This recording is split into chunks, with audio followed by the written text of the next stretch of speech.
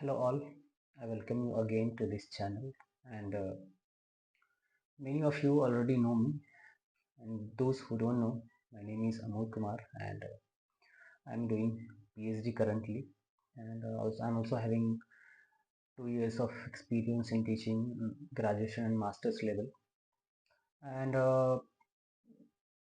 I'm having JRF, you already know that, and apart from that I have qualified 4 times UGC NET. Every time I was sitting in the exam I was qualifying for NET. So because of all these things, many of my students and many of my students from here also in Pondicherry University and in DU also, I was teaching in DU as well. So there also my students were asking for guidance. Continuously they were asking, please sir, please let me know this, that. So uh, for that only I have started this initiative, and I'm thinking of having a 40-day program that will be free of cost. You won't be charged for that, and everything which is coming on my YouTube will be free, obviously. So you won't be charged anything at any stage of our engagement. Uh, for now, uh, many of you already know that exam has already been cancelled. That June cycle has already been cancelled, and apart from that, uh, because of paper leak and all, and now they are going to conduct it in a hybrid mode, and because of that many of you were not having a very good time in the exam. So you got that buffer time of 45 days from now onwards. So the exam is to be conducted in the last week of August and the first week of September. So you are having a very good time of 40 days. So what you can do in these 40 days is you can just selectively revise the syllabus, and revision is not only that you can just go through the syllabus and read each and everything. Okay, so in my experience I'm going to guide you to select the most important topics for the exam. From those topics UGC is asking question on a very continuous basis. You already know that I have qualified 4 times NET, and again in the fifth attempt I qualified for JRF. So every time I was sitting there, I knew that they are asking from these sections, and nothing have actually changed. Only the nature of question they have changed. Like earlier they used to ask tougher questions, and they used to ask in a very deft manner. But now the quality they have a little bit they have reduced the quality. So what you can do is you can do a selective revision of the syllabus, and let's say only you have to read the parts from where they are asking question on a very regular basis.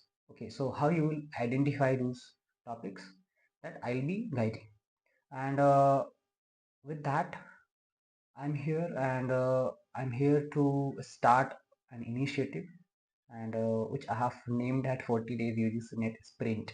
Okay, because in 40 days you can't just complete the syllabus, so we can just make a sprint only in these 40 days. So in these 40 days I'll be covering 40 topics. Every day, each and every day, I'll be uploading a video, and actually I wanted to interact live, and I wanted to do it in a live class.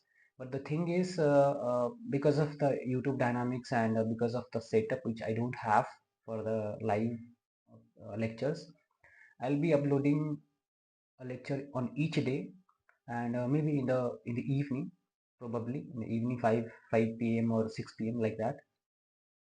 And every day I'll be uploading one topic, and I'll be covering paper 2 extensively. Okay, so out of those 40 classes, more than 30, 33, 34 classes will be on history itself, on the paper second, and some of the portions I'll cover from paper 1 as well in between that. So let's discuss the plan. What are the plans which I'm going to do in the next 40 days, and in these 40 days I'll just expect you to be with me and to give your 100%. Okay, so with these 40 topics, you will be getting more than 50% questions, or at let's say for 50% questions you will be getting from these topics. And the depth which I am going to cover, it will be covering like 30-40 questions will come from these lectures. Okay, so you can just imagine like 100 questions in my time. If every time one was like in my when I qualified for JRF, I got 59 questions correct in second paper. So you can see that if you are getting 25-30 questions at least from the sources where you have read, and rest of the things will be very easy for you. Okay, so it will be very easy for you to qualify for JRF. So I want all of my students, like I have a very good batch of 40-50 students who are very much interested and they are very dedicated.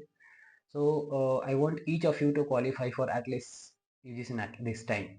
So we will be using these 40 days, and we'll be doing it in a very extensive manner, very in a very precise manner, like as far as the content is concerned. And I'll be making you understand each and everything. And also a mere remembering facts is not important. You at least have an idea of the things which are going on.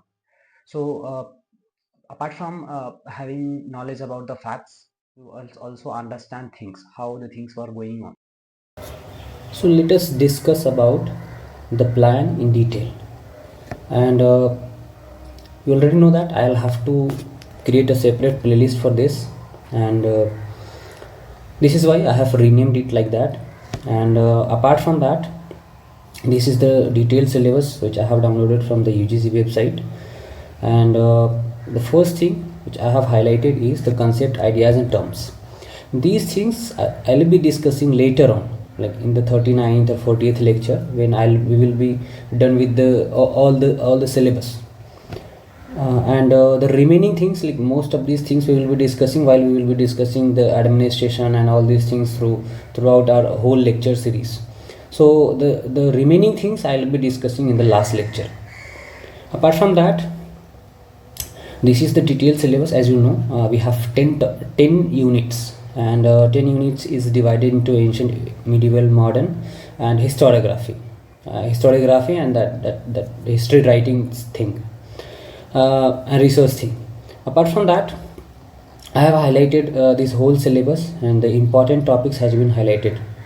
So these topics I'll be going to cover, and I'll try to cover most of these topics, and I'll be putting it in the group, so that you can also have it on your own. So if you want to read, you can just read these topics. So from these topics they are asking question on a very regular basis. Okay. Apart from that, I have planned it like this. You can see this is the 40-day plan, and this was the plan which I was talking about in the group. If you are not in the group, you please join our WhatsApp group there, which I'll just give that link in description. And also we have one Telegram channel as well, so you can join that channel as well. So I'll be putting that WhatsApp group link and that Telegram channel in the description, so that you will be getting all these materials and all the plans and whatever reading I am sending, and the PPTs also I'll be sending. So those things you will be getting in the group and in the Telegram channel. Apart from that, I have planned it like this. Let's see, the sources are the most important things which we have to discuss, and apart from that, I have put literary sources. Like here I'll be with the sources, I'll be discussing about the archaeological sources, and here I'll be discussing about the literary sources. Similarly, I'll be going through all these philosophical and religious, non-religious literature, and I'll be putting one table there in group, so that you can just remember it in a very easy way. And I'll be discussing those literature in a very brief manner, so that you can remember, you can memorize those things. So you won't be feeling it very difficult to memorize those things, because I'll be discussing about the literature in a detail. not that great detail, but we will be discussing briefly so that you remember all the things. Apart from that, I have included the Harappan civilization and Vedic age. So the sites of Harappa will be already covered in the archaeological sources discussion. So I have not made this plan according to the syllabus, rather I have made this plan according to the comfort. So that we will have an easiest way to cover all the aspects. And I have left some topics as well, so that you can just focus on the important ones. Apart from that, like Harappa, age of Mahajanpadas, like this is actually the history of Magadha or the Patliputra, let's say.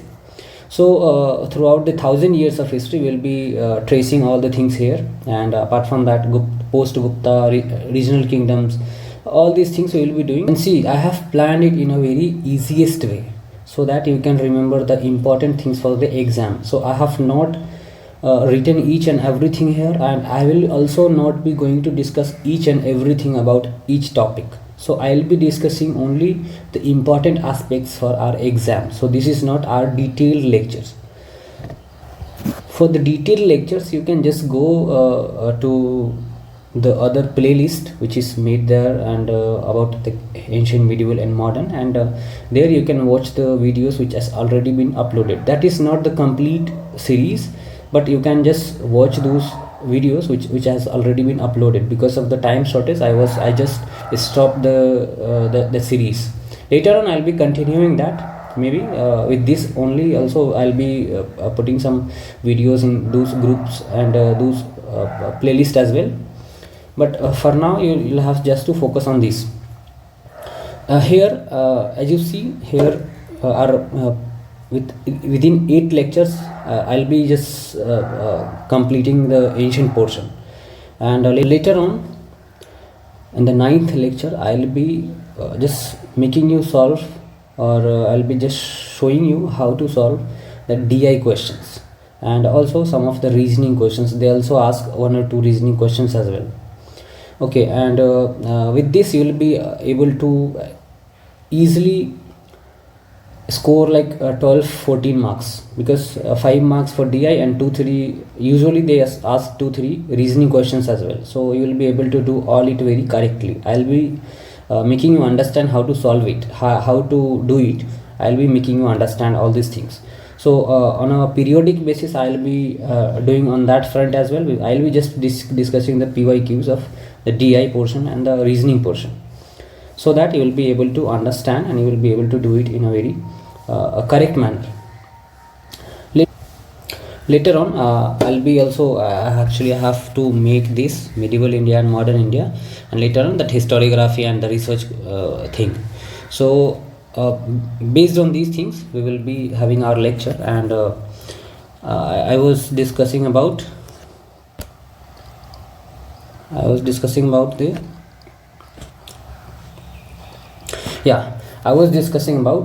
the important topics. So these are the important topics. First will be the sources. Sources is having the prime importance. So without sources you can't go to the exam and just do your own things. So sources are very important. So I have covered archaeological sources and the literary sources. So I'll be covering it in a very extensive manner, because from these portions you will be getting at least 3 to 4 questions in the exam. So for the entire sources portion, like you will be getting at least 4 to 5 questions, so like ancient, medieval and modern. So for this purpose, this topic is very important for us, and especially they ask from the ancient portion. In the medieval also they will ask about the literature and all, but from ancient they ask about archaeological sites as well. So they will ask about the material remains which is found from any particular archaeological site. So I'll be making one table, maybe or maybe in this format only. I'll be giving you that notes as well, so be there in the group.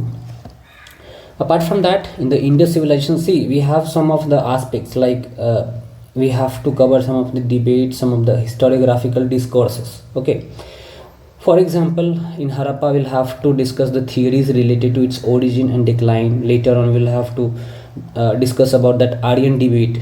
Okay, so and apart from that we have to discuss about that early medieval phase, or as a dark age that historians have earlier they termed it as dark age. So apart from that, there are debates for the 18th century also later on in the modern section, or in the early modern section.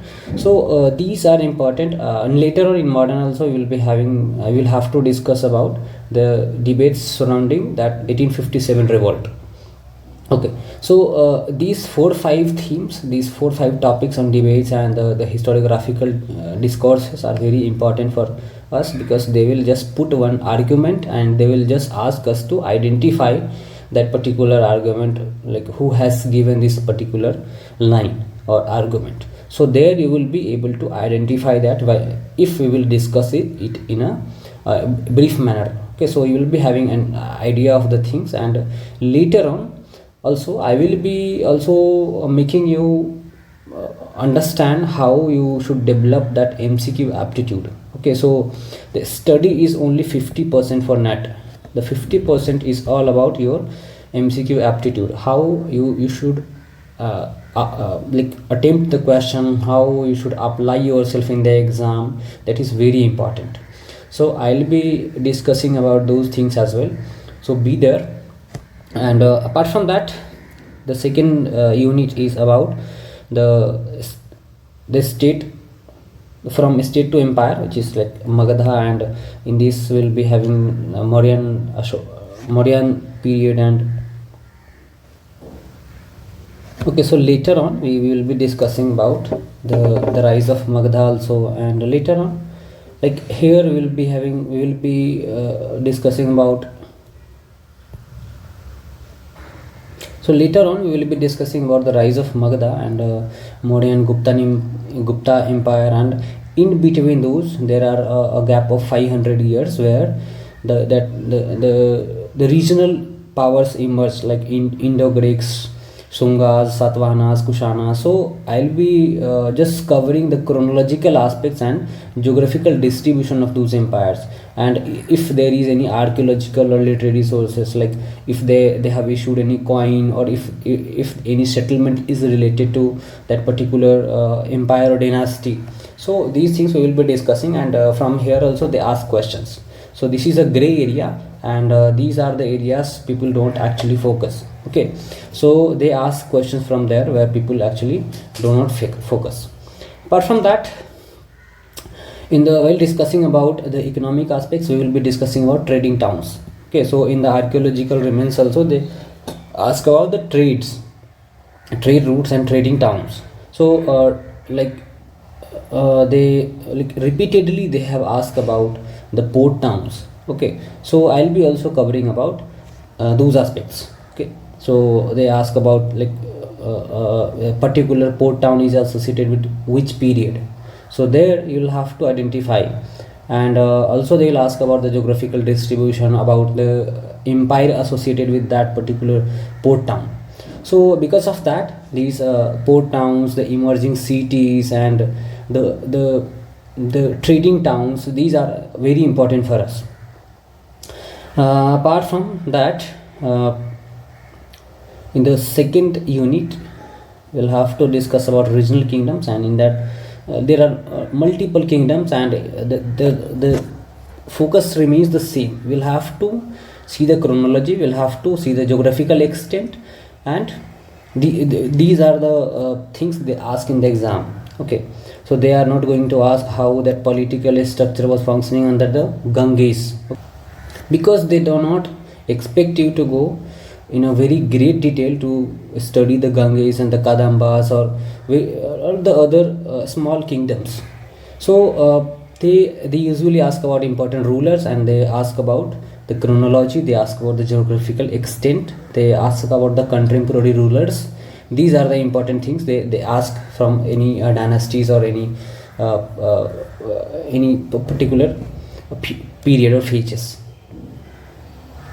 Apart from that, okay, so here from like Cholas, Cheras, Pandyas, and Pallavas, the administrative features they ask, because these are the topics which we study in a detail. Okay, in our graduation also, in our masters also, these topics we study in a detail. So here they will ask about the minute features also, like whatever the administrative features of Cholas. Okay, so because a lot of work has already been done on the administrative structure of the Cholas, so here they will ask about that. Apart from that, like Palas, Senas, Varmanas, so these dynasties are also important, and you will see that they are asking question every time from a lesser known dynasty, and especially their chronology and geographical extent. So by this you can associate that like 5 questions they will ask from sources, which will give you 10 marks, and at least 1 or 2 questions they will ask from here. Like if they are asking 2 questions, you will be getting 4 marks. Apart from that, yeah, in the early medieval phase, these are the like features: agriculture, trade, society, growth of Brahminical religion, Bhakti and Sufi movement. I will be covering in the our discussion in medieval India. Okay, so I'll be starting rightly from there itself, like 7th 8th century itself, but I'll be covering that topic while I'll be teaching in medieval India. Okay, so and I'll also make you understand what are the major differences between various bhakti, and also I'll be making you understand what were the major differences between the philosophies of various bhakti saints, and also they ask about their area of association. Okay, so these things you have to remember. Similarly, in the discussion of Sufi movement, they will ask about the association of that particular Sufi saint from a particular silsila, which is called that a particular type of Sufism. Okay, so from they will ask that this particular Sufi saint is related to which silsila, or also they will ask about their area of influence. Okay, so these things are important. Okay, so also these are not important, like I have, okay, here Al-Biruni's account, they have mentioned it very separately, so you will have to cover it, like what are the major subjects about which Al-Biruni has written, about India itself only, and those things they will ask, like Al-Biruni has written this, Al-Biruni has written this. They will give 4 or 5 statements, and you will have to choose, okay, which statements were already included in the Al-Biruni's account. Okay, so this will be important, and also I'll be discussing about that, don't worry. And apart from that, in the medieval phase, they will ask about the political developments. In the political developments also, the chronology is important, and as I said earlier, they also ask about the decline of Mughal Empire, that is which is also called the 18th century debate. Apart from that, later Mughals, in that regional, they will ask about regional kingdoms, their establishment, their chronology, the important developments, and their relations with the Mughals. Okay, so these are the important things we will be covering in that particular section. Apart from that, in the Vijayanagar and Bahmani kingdoms and the Deccani Sultanates, which is Bijapur, Golconda, Bidar, Berar, and Ahmednagar. So from these also they will ask about the chronology, administration, art and craft, literature. So these are the extensively read topics, so they will ask it in a detail from these topics. Apart from that, they will also ask about that Mughal Maratha relations, like chronology of the rulers and wars, important wars. So these are important. Apart from that, in the Delhi Sultanate phase, they ask about the nature of state, they ask about the law of succession. These things they will ask. Sirshah's administrative reforms and Mughal administration, Mansabdari, Jagirdari, they are asking questions continuously from these topics. Apart from that, in the administrative system in the Deccan, they ask about that Marathas administrative system as well, which is called Ashtapradhan.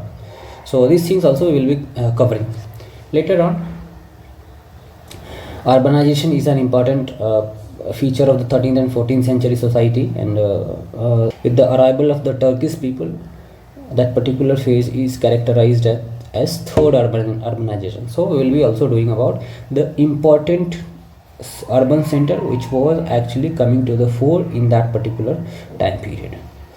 Apart from that, as I said, in the trade and commerce also we will be discussing about the trade routes, trading ports, okay, and the various things like some policies also we will be discussing, like the market control policy of Aladdin Khalji, and later on in the famines and peasant revolts are also important, especially during the time period of Aurangzeb. During the time period of Aurangzeb, there were several peasant revolts. Apart from that, this Sufi and Bhakti movement I already discussed that how we are going to cover it. Women saints also we will have to cover, and later on ulema class I'll just make you understand in 2 minutes that how like ulema class was functioning and how they were belonging to which region. So these are important. So from origin of Rajput also in the last class when I was teaching you people, I make you understand how the theories were and how those theories were conceptualized about the origin of Rajputs. So those things we will be discussing in a very brief manner, and because from there they will put one statement and they will ask who said this. So there you will be able to do that question. Apart from that, some of the aspects like the art and architecture is also important. They ask about the painting, they ask about architecture also, they ask about the Mughal gardens, forts, shrines, temples. So also temple architecture they ask. So these things I'll be covering, and later on in the modern phase sources are important. So basically we will be covering the archival sources. For modern sources are not that much important, but have to have a clear understanding of the nature of sources. Okay, so I'll be just briefly doing these things, and I'll be just going to the rise of British power. In this we will be covering the chronology and policies and rulers associated with the establishment of actually when the Europeans came in the 16th century, 17th century, how they were proceeding and how they were trading here, and these things will be doing in that. And they will just put some facts there, and they will ask that this British East India company has established their factory in these cities, and they will ask about the chronology of those cities. Okay, so then it will be difficult for you. So when I'll be doing this, I'll make you understand that how they proceeded with that map. So by that you will be able to understand their procedure, how they proceeded. Apart from that, the expansion and establishment part also we will be discussing, and in that we'll be basically covering major wars. Okay, and wars and treaties and how they were expanding their empires, these are important. So very briefly we'll be discussing about these things. As I said, in the revolt of 1857, the debate is very important for us, and which is about the cause and nature. Apart from that, administration will be also developing. Apart from that, in the administration we will be covering about how that administration actually evolved. Like administration means how that civil servants and how that local self-government, how that parliamentary system, these things how evolved over the period of time. They ask questions from these also, but they ask very less. They are having very less interest in these things also. Yeah. So next thing is constitutional changes. I will be doing this. Don't worry. And apart from that, some of the economic aspects also they ask, like commercialization of agriculture, irrigation, canal system, land settlements. In that we will be covering about that permanent settlement and Mahalwari and that Retwari. These things we will be discussing in that. Decline of industries, like that is also called the deindustrialization and deurbanization, and drain of wealth. So these things we will be covering in one topic. Okay, one lecture. And if you were wondering, these things have already been covered in detail if you go in that Modern India lecture series. So if you go there, you will find these topics in a great detail there. So you go and watch those videos. And apart from that, labor and trade union movements are also important. We will be covering about that. Apart from that, famines and epidemics, it is also very important. And tribal and peasant movements. If I have to choose 3 or 4 topics from modern India, then I will be choosing 1851.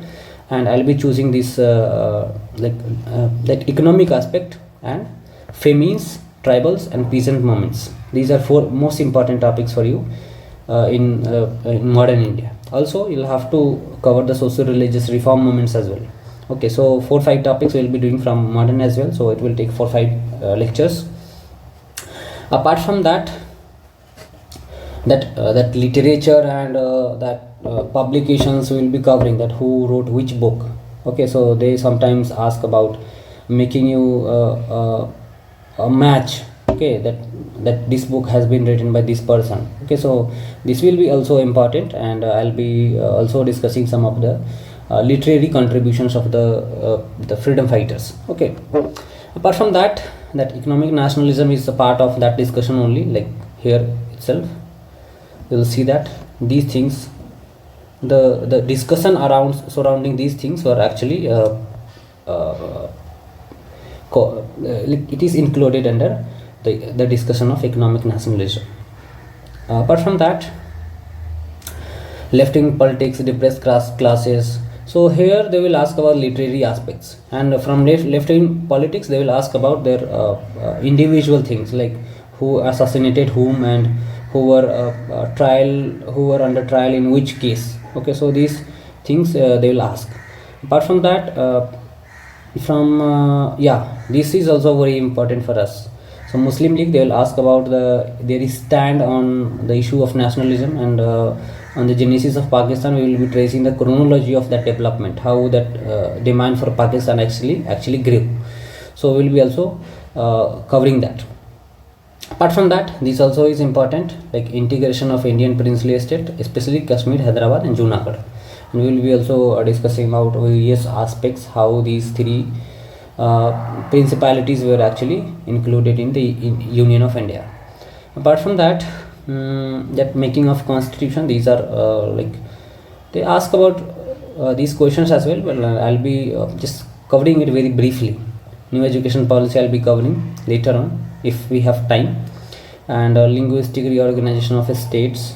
If you are like very interested in that South Indian politics and all, so you can see that I'll be giving that example as well there. And apart from that, foreign policy initiative like Panchsheel, emergency, liberalization, privatization, globalization, these things I'll be covering in one topic. So this one, yeah. So these 4 topics I'll be covering in one lecture later on if we have time. Okay. Meanwhile, what we will have to discuss in historical method research and methodology is like scope and importance of history over objectivity. Objectivity is very, very important. Apart from that, criticism. What is internal criticism? What is external criticism? I will be making you understand those things with the suitable examples. Okay, so that you don't falter on that front when you are just attempting the questions. Apart from that, history as a science, causation is also very important. Causation, imagination, recent trends, research methodology. Okay, so what are the research methodologies? We will be discussing about that as well. And how, one more topic there like how you are choosing research area. I'll be just coming back to that. So sources, see, they sometimes ask about primary and secondary sources as well, and this question you will also be asked in the interview whenever you are going for a PhD interview. Okay, so they will ask about what is primary and what is secondary sources. Okay, so this thing you will have to understand. I'll be just making you understand these things very briefly. Selection of topic, how you select the topic and what are the important things while to consider while selecting a topic. These things also I'll be making you understand. Notes taking, reference, footnotes, and bibliography. Okay, so footnoting, bibliography, and referencing, these things also I'll be discussing, and I'll be discussing about APA manual and Chicago manual. So these 2 are used in social science and especially in history. So these 2 are used in history. So I'll be covering both of these. There are very minute difference, don't worry. Apart from that, beginning of historical writing, Greek, Roman, and church writing. So these things we'll be discussing, and we will also be discussing about Leopold von Ranke, okay, which is also called Berlin Revolution. He was the first person who was treating that government records and that archival actually sources as a source of history. Okay, so from here that modern history writing actually started in a very modern sense. Apart from that, we will also be covering about Marxist philosophy of history, which is scientific materialism, and also some of the other things like postmodernism is also important. So sometimes they ask about some of the scholars from here. Okay, so in brief, we are going to cover these topics in the next 40 days. Apart from that, we will be covering some of the topics from paper 1 as well. So our discussion on history will be somewhere around 30 to 35 hours. Okay, so I have planned to have a 40-50 minutes lecture. If we will exceed, then we'll have to cope with that, because it is not a very like well-made thing that I'll be just coming and I'll be just putting the facts and we'll go. Okay, so I'll have to make you understand. All the facts are not important. Facts are that are important, but apart from that, you have to develop an understanding of the things so that you can remember facts, so that you can apply yourself in the exam.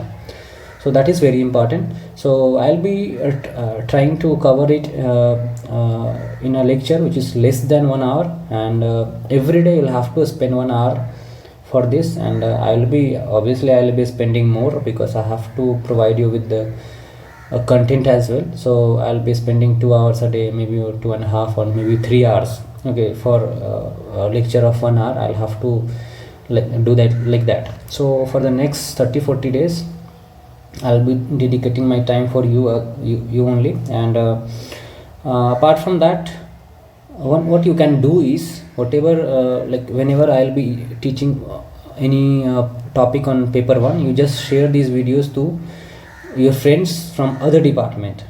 And whenever I'll be teaching about history, you have to just share, like, it is not compulsory, but if you think that it is important for some people, some other people who are also preparing for UGC NET, who actually don't know me, who actually are not connected to me, so you can share these lectures with them also, so that they it will be helpful for them as well.